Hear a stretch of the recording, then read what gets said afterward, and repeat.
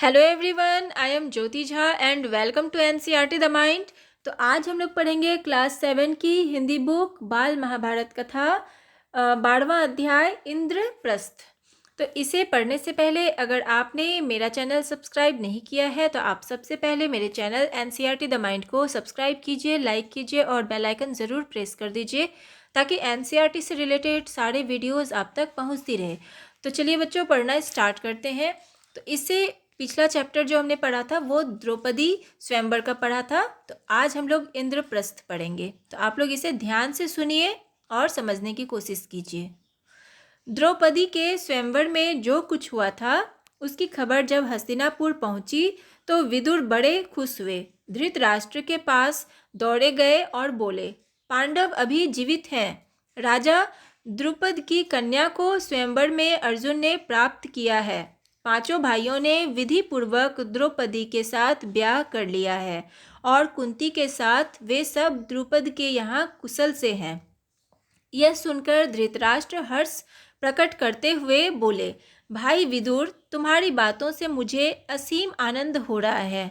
राजा द्रुपद की बेटी हमारी बहू बन गई है, यह बड़ा ही अच्छा हुआ।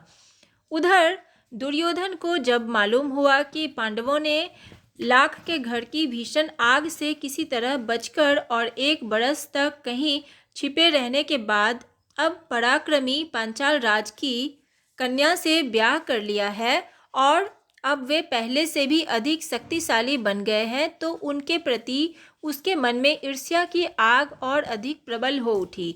दबा हुआ वैर फिर से जाग उठा। दुर्योधन और दुशासन ने शकुनी को अपना दुखड़ा सुनाया। मामा, अब क्या करें?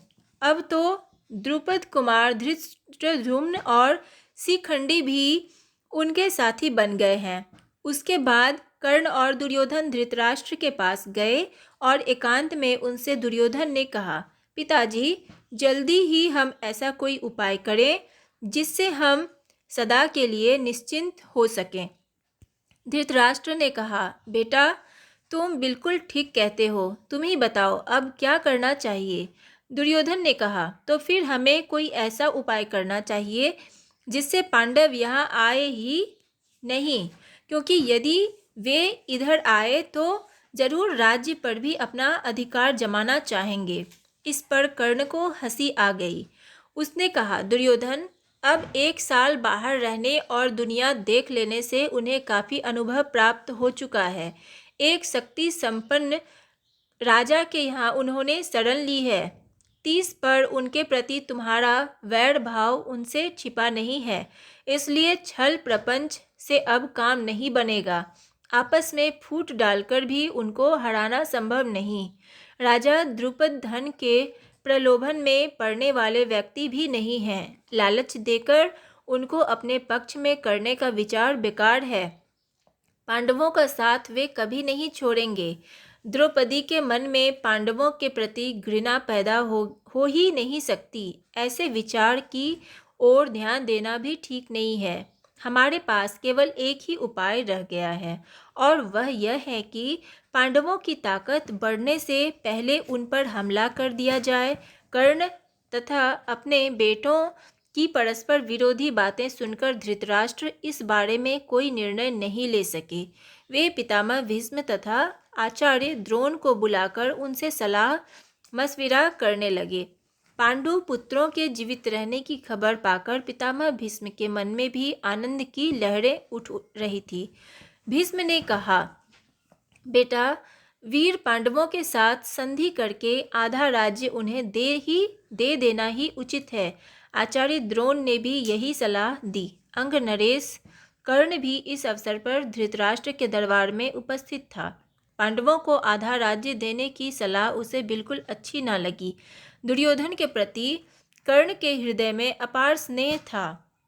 इस कारण द्रोणाचार्य की सलाह सुनकर उसके क्रोध की सीमा न रही। वह धृतराष्ट्र से बोला, राजन, यह मुझे यह देखकर बड़ा आश्चर्य हो रहा है कि आचार्य द्रोण भी आपको ऐसी कुमंत्रणा देते हैं। राजन, शासकों का कर्तव्य है कि मंत्रणा देने वालों की नीयत को पहले परख लें, फिर उनकी मंत्रणा पर ध्यान दें।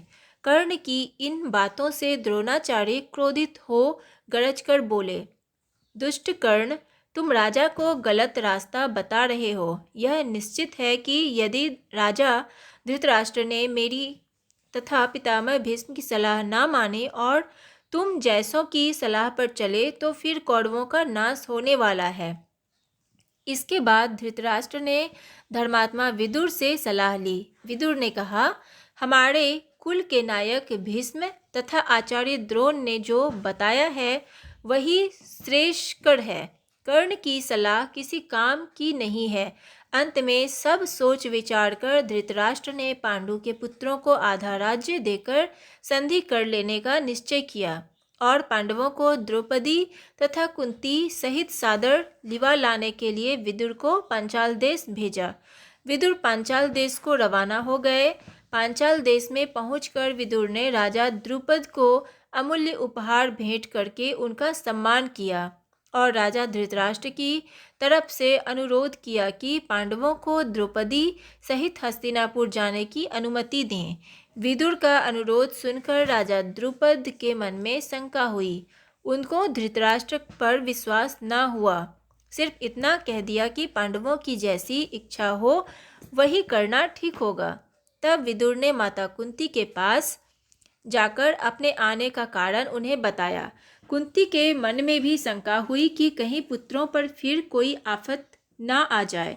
विदुर ने उन्हें समझाया और धीरज देते हुए कहा, देवी आप निश्चिंत रहें, आपके बेटों का कोई कुछ नहीं बिगाड़ सकेगा। वे संसार में खूब यश कमाएंगे और विशाल राज्य के स्वामी बनेंगे।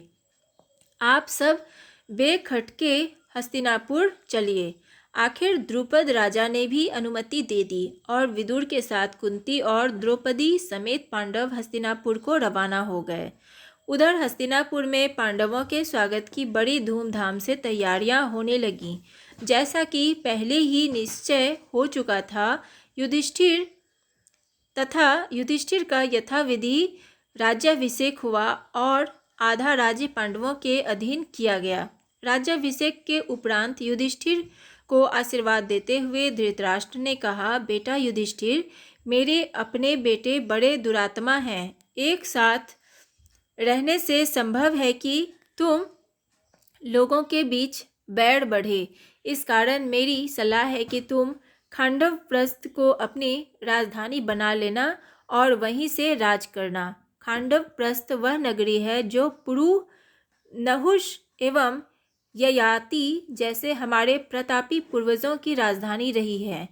हमारे वंश की पुरानी राजधानी खांडवप्रस्थ को फिर से बसाने का यश और श्रेय तुम्ही को प्राप्त हो। धृतराष्ट्र के मीठे वचन मानकर पांडवों ने खांडवप्रस्थ के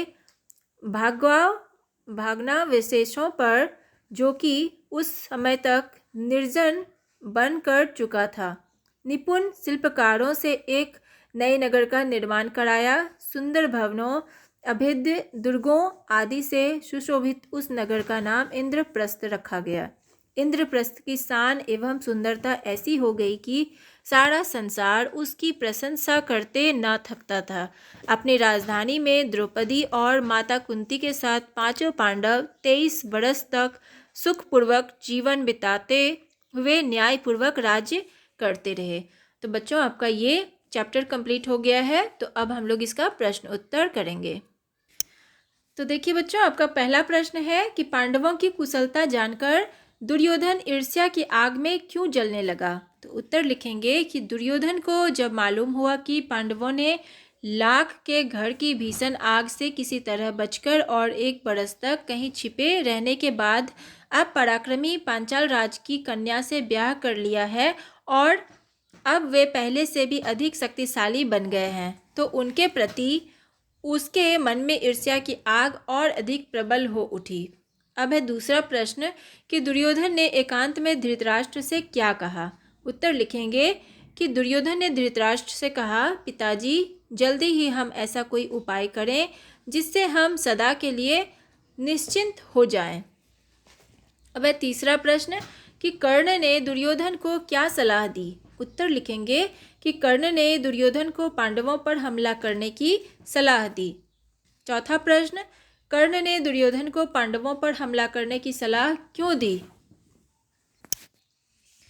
तो उत्तर लिखेंगे कि 1 साल बाहर रहने और दुनिया देख लेने से पांडवों को काफ़ी अनुभव प्राप्त हो चुका था। साथ ही उनके प्रति दुर्योधन का वैर भाव उनसे छिपा नहीं था, इसलिए छल प्रपंच या आपस में फूट डालकर भी उनको हराना संभव नहीं था। राजा द्रुपद भी पांडवों के साथ थे। इन सब कारणों से ही कर्ण ने दुर्योधन को पांडवों पर हमला करने की सलाह दी। अब है 5वां प्रश्न कि भीष्म और आचार्य द्रोण ने धृतराष्ट्र को क्या सलाह दी? तो उत्तर लिखेंगे कि भीष्म और आचार्य द्रोण दोनों ने ही धृतराष्ट्र को पांडवों को आधा राज्य दे देने की सलाह दी।